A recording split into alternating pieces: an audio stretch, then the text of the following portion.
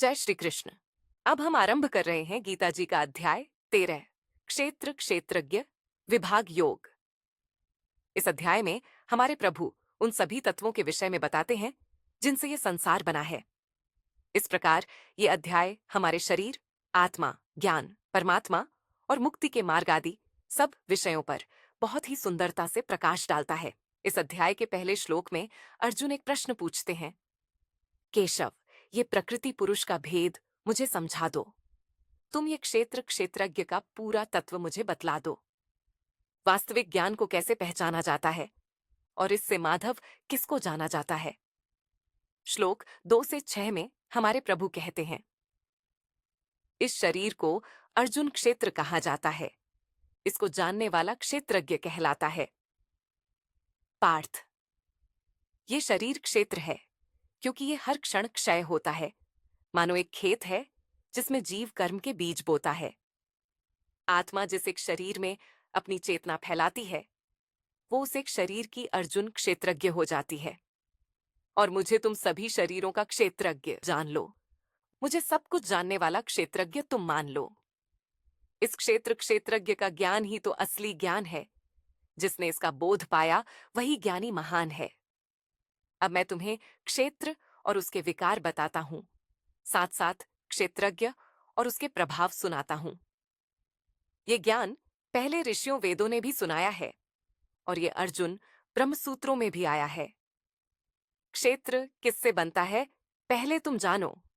इसके 24 अवयवों को अर्जुन पहचानो। 5 महाभूत पृथ्वी जल अग्नि वायु आकाश हैं। अव्यक्त प्रकृति, 10 इंद्रियां मन बुद्धि अहंकार हैं।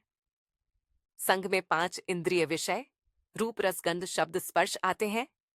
यही 24 तत्व अर्जुन मिलकर ये पूरा क्षेत्र बन जाते हैं। श्लोक 7 में हमारे प्रभु इस क्षेत्र के विकार यानी परिवर्तन, चेष्टाओं, भावनाओं आदि के बारे में बताते हैं। ये सुख दुख, इच्छा, द्वेष आदि भाव जो आते हैं और इस शरीर में जो मैंपन के भाव जग जाते हैं, साथ भौतिक चेतना और धारण शक्ति भी तो आते हैं। अर्जुन, ये सारे मानो इसी क्षेत्र के विकार कहे जाते हैं। श्लोक 8 से 12 तक हमारे प्रभु ज्ञान क्या है इसका वर्णन करते हैं। अपने में श्रेष्ठता का न भाव हो, दंभ का भी सर्वथा अभाव हो। अहिंसा, क्षमा, सरलता और गुरु सेवा भी ज्ञान कराती है। बाहरी भीतरी शुद्धि और स्थिरता भी जीव को आगे बढ़ाती है। मन जब काबू आ जाए, वैराग्य सा जब छा जाए, अहंकार जब छूट जाता है, जन्म, मृत्यु और वृद्धावस्था में दुख ही दुख नजर आता है।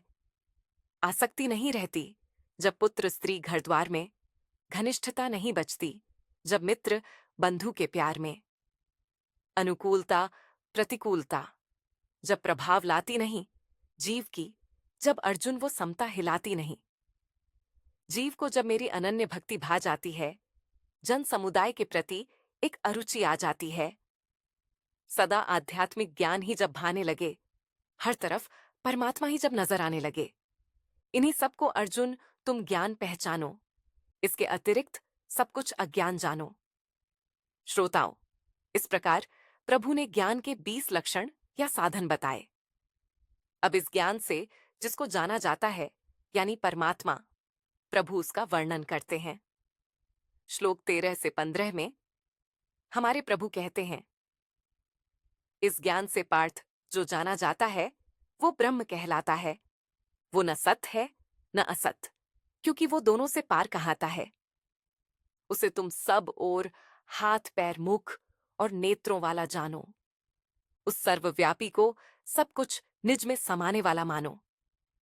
उसकी इंद्रियां नहीं हैं, पर वो सब देख सुन सूंघ सकता है। उसमें कोई आसक्ति नहीं है, पर वो सबका पोषण करता है। पार्थ, वो तीनों गुणों से परे है और गुणों का भोग भी करे है। हर प्राणी के भीतर भी वही भरा है, बाहर भी हर ओर मानो वही खड़ा है। अगर दूर देखो तो उससे दूर भी कोई नहीं, नजदीक देखो तो उससे पास भी कोई नहीं। वो सूक्ष्म से भी सूक्ष्म कहलाता है, तभी किसी को नजर नहीं आता है। उसका कोई विभाग कभी हो तो नहीं सकता है, मगर सब में अलग अलग से वो बैठा लगता है। वही जानने योग्य परमात्मा सबका पालन करता है। वही तो उन सब की उत्पत्ति और संहार करता है। वो परम तत्व सब ज्योतियों की भी ज्योति है। अज्ञानता की झलक भी उसमें नहीं होती है। वही ज्ञान और वही जानने योग्य कहलाते हैं। ज्ञान का लक्ष्य भी पार्थ वही तो हो जाते हैं। वो प्रभु तो सबके हृदय में विराजमान है, जिनको पाने को होते सब साधन महान हैं। क्षेत्र, क्षेत्रज्ञ और ज्ञान जो मैंने बताया है, साथ में ज्ञेय का भी वर्णन सुनाया है। भक्त इसको तत्व से जान मुझे पा लेते हैं। भक्ति और ज्ञान अपना सफल बना लेते हैं। श्रोताओं, अभी तक प्रभु ने क्षेत्र यानी शरीर, एक शरीर का क्षेत्रज्ञ यानी आत्मा, ज्ञान यानी वो साधन जो परमात्मा को जानने की तरफ ले जाते हैं, और परमात्मा जिन्हें ज्ञान से जाना जाता है, उनके विषय में बताया। अब हमारे प्रभु ये बताते हैं कि ये आत्मा कैसे इस संसार के सुख दुख की भोक्ता बन जाती है। श्लोक 19 से 24 में प्रभु कहते हैं, अर्जुन, प्रकृति और आत्मा दोनों को तुम अनादि जान लो। सभी विकार और त्रिगुण प्रकृति से उपजते हैं, ये मान लो। सभी कार्य और अंतःकरण की क्रियाओं की हेतु प्रकृति कहलाती है, और उन सब का फल भोगने में पुरुष अर्थात आत्मा हेतु बन जाती है। आत्मा को सत रज तम आदि गुणों का संग ही जन्म मरण में भटकाता है। पार्थ, शरीर को मैं, बाकी प्रकृति को अपना मानना ही भोक्ता इसे बनाता है। कभी आत्मा का शरीर से संबंध मान जीव उपद्रष्टा हो जाता है। कभी कर्मों की अनुमति देने वाला होने का भ्रम इसे हो जाता है। कभी स्वयं को शरीर का पालक तो कभी भोक्ता समझ लेता है, और कभी ये इस शरीर का मालिक होने का भ्रम पाल लेता है। यही वृत्तियां इसे जन्म जन्म भटकाती हैं, अज्ञान से इस पुरुष को भोक्ता बनाती हैं। आत्मा परमात्मा का स्वरूप है, इस वास्तविकता को तुम पहचानो। शरीर में होते हुए भी इसका शरीर से कोई संबंध नहीं, ऐसा मानो। जो इस प्रकार पुरुष और गुण सहित प्रकृति को अलग अलग जान जाता है, वो सब प्रकार से संसार में बरतते हुए भी कभी दोबारा जन्म नहीं पाता है। श्रोताओं, इस प्रकार जब कोई ये जान लेता है कि उसका स्वयं का इस प्रकृति और शरीर से कोई संबंध नहीं है, तो वो संसार में बरतते हुए भी जन्म मरण के बंधन से मुक्त हो जाता है। अब प्रश्न उठ सकता है, क्या इस स्थिति को पाने का कोई और उपाय भी है? हमारे प्रभु श्लोक 25 से 27 में इसी का वर्णन करते हैं। कुछ ध्यान योग, कुछ सांख्य और कुछ कर्म योग से आते हैं।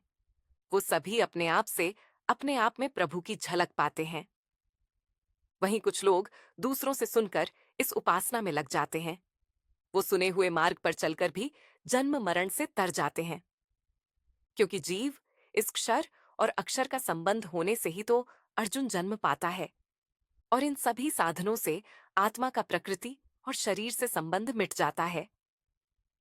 श्रोताओं, इस प्रकार प्रभु ने बताया कि किसी भी साधन से जब आत्मा का शरीर और प्रकृति से माना हुआ झूठा संबंध मिट जाता है, तो जन्म मरण समाप्त हो जाता है। अर्थात मुक्ति किसी कर्म से नहीं होती, बल्कि अपना दृष्टिकोण बदलने से होती है। कैसा गलत दृष्टिकोण जन्म मरण कराता है, ये तो प्रभु ने बता दिया।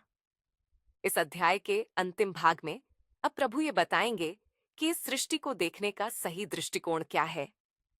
श्लोक 28 से 35 में प्रभु कहते हैं, सब प्राणियों को जो मिटने वाला जान ले, पार्थ उनकी जो क्षण भंगुरता पहचान ले, उन सब में जो नाश रहित परमात्मा का स्वरूप देख पाता है, उसकी दृष्टि सही है जो इस सत्य का अवलोकन कर पाता है।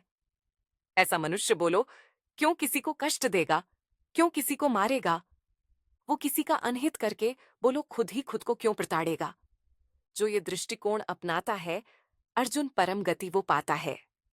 जब वो प्रकृति को ही सब कर्मों का कर्ता पहचानता है, तब वो वास्तव में स्वयं को निर्लिप्त अकर्ता जानता है।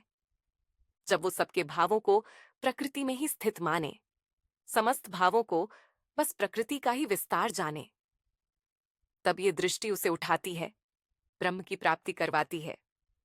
वो अनादि परमात्मा जीव के भीतर ही रहता है, मगर गुण कर्मों की आंधी में नहीं बहता है। वो न कुछ करता है और न ही किसी कर्म में लिप्त है, क्योंकि वो प्रकृति के 3 गुणों से सर्वथा मुक्त है। जैसे आकाश सब ओर फैला होने पर भी न कहीं लिप्त होता है, जैसे सूर्य के प्रकाश से जग का हर एक कोना प्रदीप्त होता है, ऐसे ही आत्मा की चेतना का प्रकाश पूरे शरीर में जाता है, लेकिन आत्मा पर शरीर का कोई भी प्रभाव नहीं आता है। अर्जुन, जो ज्ञान के नेत्रों से क्षेत्र और क्षेत्रज्ञ के विभाग पहचानता है, जो स्वयं को कार्य कारण सहित प्रकृति से बिल्कुल भिन्न जानता है, वो परमात्मा को पाता है, परम गति को जाता है। श्रोताओं, इस प्रकार प्रभु ने बताया कि हम स्वयं इस प्रकृति, उसके 3 गुणों, विकारों और भावों से बिल्कुल अलग हैं। अज्ञान के कारण हम इनसे जुड़कर स्वयं को जन्म मरण में डाल लेते हैं, और ज्ञान के द्वारा अपनी इस भूल को सुधारकर हम भगवान को पा सकते हैं। यही है इस अध्याय का सार। फिर मिलेंगे गीता जी के एक और अध्याय के साथ। तब तक के लिए जय श्री कृष्ण।